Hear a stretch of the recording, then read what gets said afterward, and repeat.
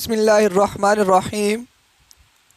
Now we are going to discuss the topic number one MTH 100 का। तो kindly जो भी इस वीडियो पर न्यू आए हैं वो मेरे इस चैनल को सब्सक्राइब लाजमी करें और वीडियो को मुकम्मल देखें और अपने राय का इजहार जो है वो कमेंट की सूरत में लाजमी दें और वीडियो अच्छी लगे तो लाइक भी आपने लाजमन करना है। तो आइए हम टॉपिक को स्टार्ट करते हैं। Set and number system. तो सेट एंड नंबर सिस्टम के बारे में अगर हम देखें, सेट क्या होता है और फिर नंबर सिस्टम ये क्या चीज़ है। तो सेट की सबसे पहले हम डिफाइन को देखते हैं। उसने लिखा है जी का सेट इज़ अ अनऑर्डर्ड, ठीक है, collection of distinct object. Wording को आपने ज़रा अच्छे से समझना है। वो कहता है जी कि आपके पास सेट किसको कहते हैं कि सेट इज़ एन अनऑर्डर्ड। ज़रूरी नहीं है कि ऑर्डर हो उसका कोई, ठीक है। कैसे देखें, मैं आपको एग्जांपल से समझा देता हूँ कि आपके पास कोई भी किसी चीज़ का भी एक सेट हो सकता है, लेकिन उसके लिए दो चीज़ें, एक चीज़ जो है वो बहुत ज़रूरी है।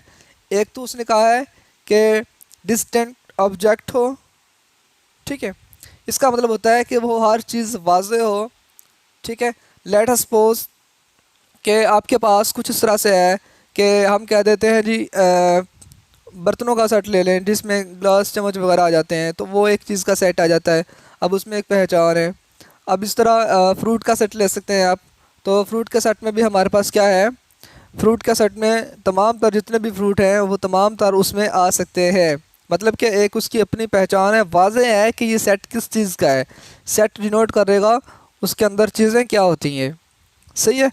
ऑन ऑर्डर का मतलब होता है कि उसमें ज़रूरी नहीं है कि आपने अगर कोई फ्रूट के नाम लिख रहे हैं, आम लिख रहे हैं, सेब लिख रहे हैं, केला लिख रहे हैं, तो इसमें ज़रूरी नहीं है कि पहले आपने आम को ही लिखना है। ये अनऑर्डर भी हो सकते हैं, ठीक है। तो ये तो है सेट की डिफ़ाइन। ये दो चीज़ें आपने लाजमन इस्तेमाल करनी है डिफ़ाइन में, ताकि वो नंबर जो है वो कैंसिल ना हो सके आपका।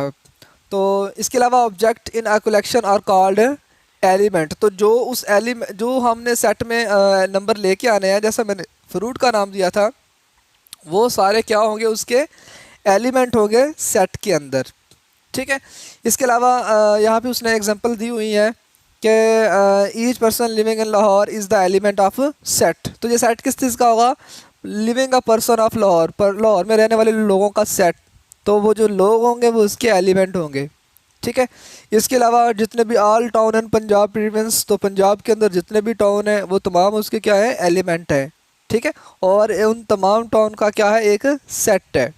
तो काफ़ी सारी एग्जांपल दी हुई है, ठीक है। तो नेक्स्ट हम चलते हैं नोटेशन सेट की किस तरह से होती है। देखें, सेट को नोटेशन करने के लिए हम कैपिटल लेटर इस्तेमाल करते हैं, ठीक है।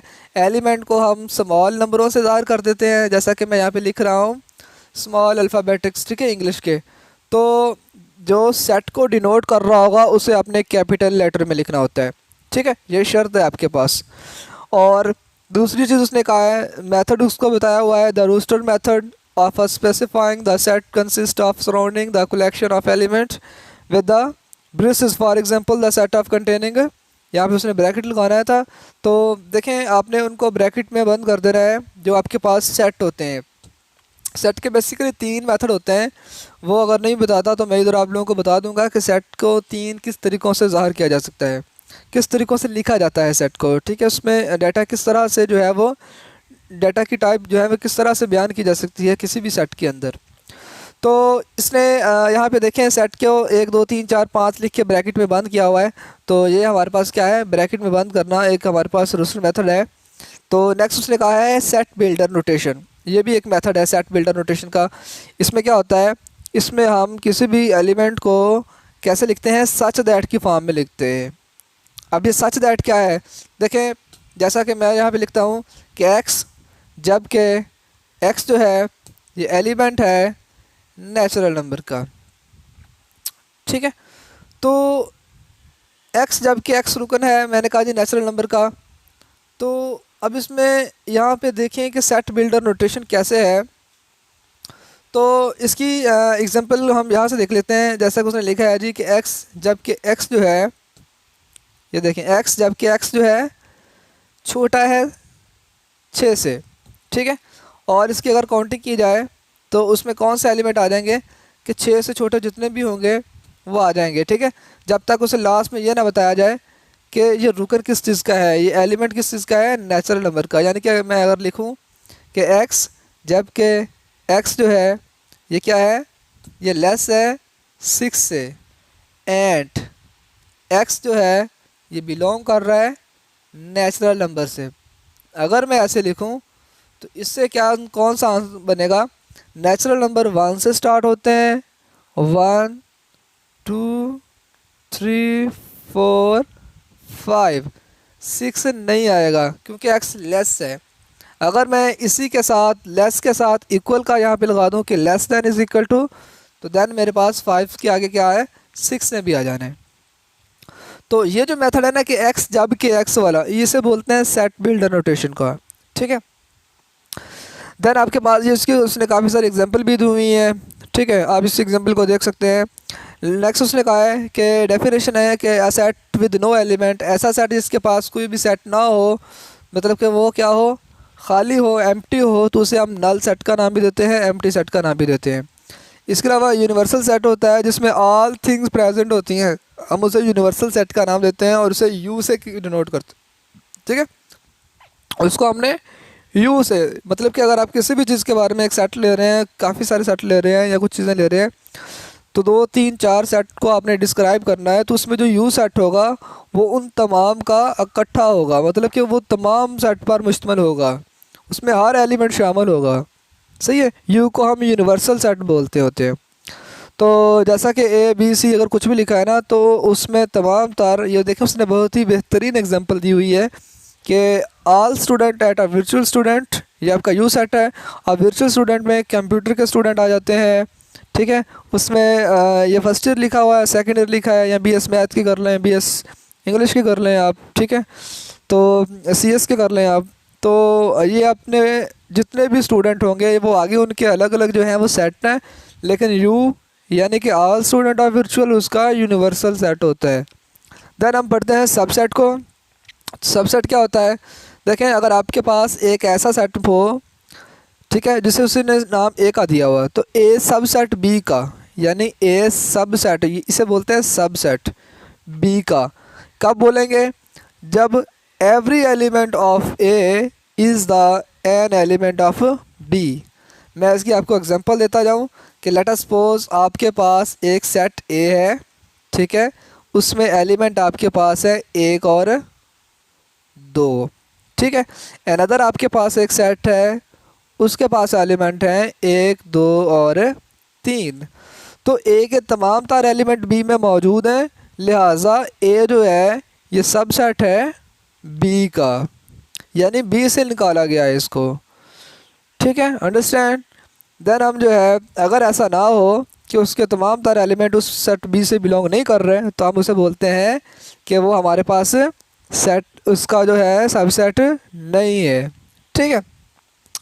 तो if two set A and B are equal, if A inter जो है वो सबसेट हो बी का और बी सबसेट जो है वो ए का हो, तो if two set A and B are equal and उसको हम इस तरह से डिनोट करते हैं। बिल्कुल जी, अगर दोनों के दोनों एलिमेंट वो भी 1 से लेके 5 तक के एलिमेंट में हो, वो भी 1 से लेके 5 तक के एलिमेंट के हों, तो हम उसे कह देंगे कि इक्वल सेट है। यानी अगर दोनों एक दूसरे का सबसेट है तो इफ़ एंड ओनली इफ तभी होगा जब वो दोनों आपस में इक्वल होंगे।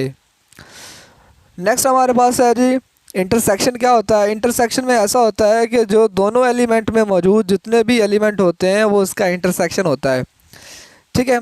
तो इंटरसेक्शन की पहले एग्जांपल देख लें, फिर डिफाइन समझाऊंगा आपको। लेट अस सपोज ए के एलिमेंट 3 4 6 8, बी के एलिमेंट 1 2 3 5 6। जब आप इसका इंटरसेक्शन लेंगे उसका मतलब होता है आपने दोनों में से मुश्तरका एलिमेंट को उठा लेना है जो दोनों में मौजूद हो। यानी यहाँ पे देखें 3 इसमें भी है, इसमें भी है, 6 इसमें भी है, इसमें भी है, और 1 2 इसमें नहीं है और 8 इसमें नहीं है। लिहाजा इंटरसेक्शन में हमने बस जस्ट वो एलिमेंट लिखना होते हैं जो दोनों में मौजूद होते हैं। तो नेक्स्ट यूनियन आ जाता है। तो यूनियन इकट्ठा करने को कहते हैं, उसमें तमाम तार एलिमेंट आ जाएंगे लेकिन डबल नहीं लिखेंगे, ठीक है।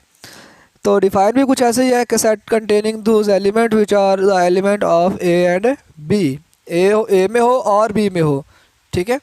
तो मतलब कि ए में अगर आपके पास 3 4 6 और बी में 1 2 3 4 5 6 है, तो इसमें क्या होगा, एक भी आ जाएगा, दो भी, तीन भी, चार इधर है वो भी आ जाएगा, पाँच भी और छः भी। तो ये 3 और 6 इसमें ऑलरेडी थे, वो लिखे जा चुके हैं, ठीक है। यानी कि डबल नहीं लिखेंगे लेकिन लिखेंगे सारे। तो उसके बाद हमारे पास क्या होगा, अलजेब्रिक प्रॉपर्टीज़ हैं सेट की कि ए यूनियन या A intersection B is equal to B intersection A, इसे हम कमोटेटिव प्रॉपर्टी भी बोलते हैं। तो प्रॉपर्टीज़ के तारफ़ पे जाने से पहले मैं आपको ये बात बता दूं कि आपको कमोटेटिव, एसोसिएटिव, इस तरह की प्रॉपर्टी जब भी आती हैं, तो जब बात दो तरह के दो चीज़ों से हो, यानी ए यूनियन बी बराबर बी यूनियन बी इंटरसेक्शन है A intersection B is equal to B intersection A. अब देखिए एलिमेंट दो है, तो कमोटेटिव का यहाँ पे तज़किरा यहाँ पे होने वाला है, ठीक है। अगर यहाँ पे एलिमेंट 3 आ जाएंगे तो वही चीज़ एसोसिएटिव में चली जाती है, ठीक है। तो now you can see that कि हमारे पास अगर एलिमेंट 3 हो जाते हैं, सी भी आ जाता है, देन हम उसे एसोसिएटिव का नाम देते हैं। ए यूनियन बी इंटरसेक्शन अगर सी से करूँ तो फिर ए यूनियन बी का अगर मैं यूनियन सी से करूँ, उसके बाद अगर मैं ए का सी से यूनियन करूँ, फिर जवाब का बी से करूँ, तो तब भी आंसर मेरे पास इक्वल ही होगा, वो चाहे इंटरसेक्शन का केस हो, वो चाहे यूनियन का केस हो। जब एलिमेंट 3 है तो एसोसिएटिव, जब एलिमेंट 2 है तो कमोटेटिव के नाम से प्रॉपर्टीज़ जो है वो जानी जाती है। देन आपके पास जो है यूनियन ऑफ इंटरसेक्शन डिस्ट्रीब्यूटिव का मतलब होता है तकसीम करना, दे देना। कैसे, देखिए अगर आपके पास ए, ठीक है, ए यूनियन ए इंटरसेक्शन लिख देता हूँ, चले बी, इसे यूनियन ले लेते चलो सी के, ठीक है। इसको कैसे लगाएंगे, डिस्ट्रीब्यूट कैसे होगा कि पहले ए इंटरसेक्शन बी से लगेगा, फिर ए इंटरसेक्शन सी से लगेगा, और दरमियान में क्या आएगा, यूनियन। क्या कह रहा हूँ मैं, ए इंटरसेक्शन बी ये चीज़, फिर दरमियान वाला यूनियन, और फिर ए इंटरसेक्शन सी के साथ, ठीक है। इसे बोलते हैं डिस्ट्रीब्यूटिव कि ए बी के साथ और सी के साथ इस तरह से डिस्ट्रीब्यूट होगा, राइट। तो देन आपके पास फॉर अदर एलिमेंट, अगर आपके पास कोई भी खाली सेट किसी का यूनियन होता है तो वो आंसर वही होता है, और अगर खाली सेट किसी के साथ इंटरसेक्शन होता है तो वो खाली सेट आंसर लेके आता है। ये एक प्रॉपर्टीज़ है हमारे पास। देन उसने कुछ डिनोशन दी हुई है, नेचुरल नंबर को 1 से, इंटीजर में ऑल पॉजिटिव एंड नेगेटिव तमाम नंबर आ जाते हैं। रैशनल में हमारे पास क्या होता है, जिसे पी बटा क्यू की शक्ल में लिखा जा सके, ठीक है। क्या होता है पी बटा क्यू की शक्ल, यानी ऐसे वो तमाम तार एलिमेंट जिसके पॉइंट को ख़त्म करके दोबारा बटा बनाया जा सके, ठीक है। एक तो ज़ाहिर सी बात है जो बटे में होते हैं ना वो तो रैशनल होते ही हैं, लेकिन बाज़ का ऐसे होते हैं कि जो बटे में नहीं होते हम उसको भी रैशनल बोल रहे होते हैं। तो उसके पीछे रीज़न ये होती है कि उनको हम दोबारा बटे की फॉर्म में लेके जा सकते हैं। कैसे, लेट अस सपोज आपके सामने एक एग्जांपल नज़र आ रही है, 0.3333 जो भी था, लेट अस सपोज अब आप इसका पॉइंट ख़त्म करेंगे तो आप इसके नीचे जो है वो लिख सकते हैं बटा बना के ऐसे 100, ठीक है। अगर यही कुछ इस तरह से होता कि आपके पास ये अप टू 1 चलता जा रहा हो और सेम भी ना हो, जिसमें नंबर जो है रिपीटेड भी ना हो और वो अनरिपीटेड से हो, तो हम उस तरह की चीज़ को कभी भी कॉमनली बटा नहीं बना सकते, ठीक है। तो फिर उसके लिए होता ये है कि हम उसे इर्रेशनल का नाम दे देते हैं, ठीक है। ये आपका पाई, ये आपके पास एमसीक्यूज़ बहुत ज़्यादा इंपॉर्टेंट है। ये एमसीक्यूज़ अक्सर ही पूछा जाता है पेपर में कि जो आपके पास स्क्वायर रूट ऑफ 2 हो जाता है, ठीक है, स्क्वायर रूट ऑफ 2, तो ये भी क्या है, इर्रेशनल है।